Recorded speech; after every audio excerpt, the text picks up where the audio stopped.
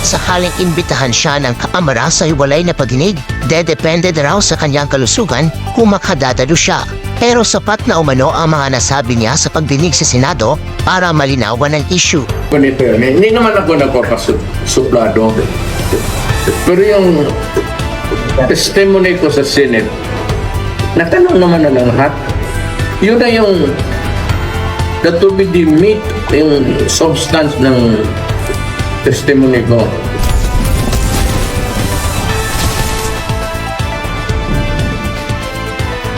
Mga kababayan, magandang umaga po sa inyo lahat. We gather here once more for the 10th time, not merely to sit in one of our typical hearings, in order to file one of our usual committee reports, but for something far greater. We have convened again because we cannot and we must not lose sight of the purpose that drives us. The pursuit of justice for the victims of illegal drugs, for the victims of pogos, and for the victims of extrajudicial killings. To help remind us of why we dedicate so much of our time to this task, I ask you to remember the name of Kian de los Santos, that young man, that minor, whose life was tragically cut short by a bullet fired in the dark. We are here today for Kian and for the countless innocents like him who died in the name of a misguided, bloody war on drugs. To our people and to everyone here, I say enough. Enough with the gaslighting. Enough with the distractions. Enough with the squid tactics. We cannot be knocked off course by words meant to confuse or mislead. At this point, there is one voice we must focus on. One that was used under oath in the halls of the Senate.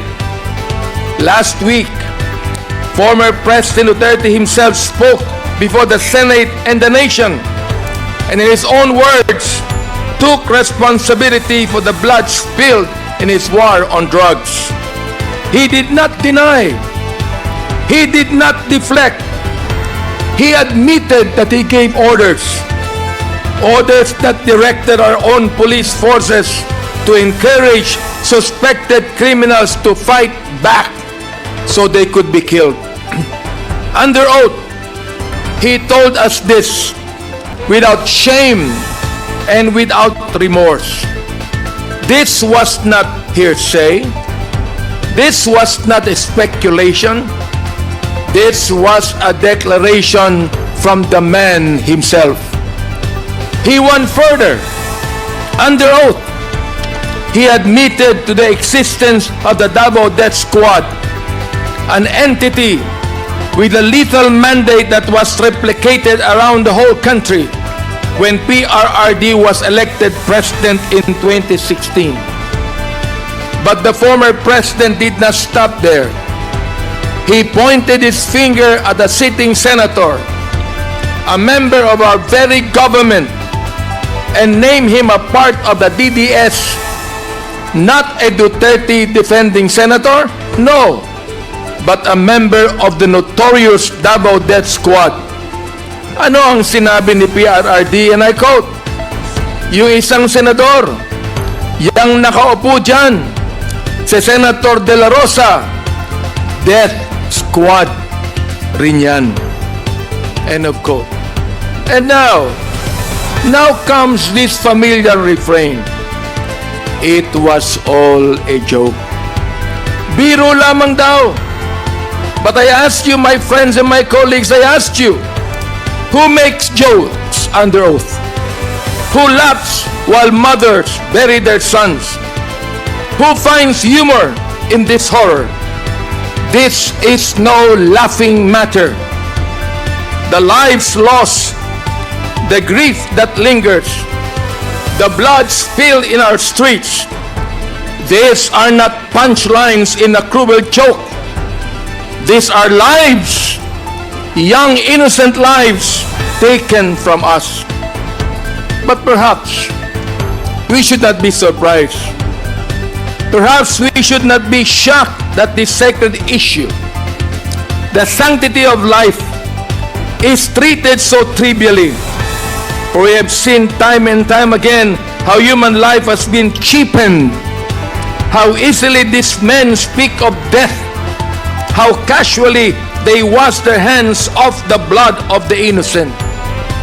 As Proverbs 31 verse 8 and 9 reminds us, and I quote, "Open thy mouth for the dumb in the cause of all such as are appointed to destruction. Open thy mouth, judge righteously, and plead the cause of the poor and needy." End of quote. We are commanded to raise our voices for those who cannot speak, to seek righteousness for those who have been silenced, and to demand justice for those who have suffered unjustly. This, my friends, this is why we must not falter. This is why we must not rest, why we must not turn away. We have a responsibility, not only to the victims but to our nation. We must continue this work, unyielding, unrelenting, uncompromising. Mga kasama, we have the statement of the former president. We also have testimony and evidence that corroborates what he said under oath. Now, we must hold to account those who have perpetrated these heinous crimes. Now we must ensure that the cries of the oppressed are not drowned out by laughter, that the dignity of human life is restored, and that no one, no matter how powerful, is above the law. And as we press forward, let us remember this. We do not stand here alone. We stand with Kian. We stand with his family. We stand with a 3-year-old killed by a stray bullet in Cebu. We stand with a 9-year-old killed in Caloocan, and the death certificate showed that he died of pneumonia.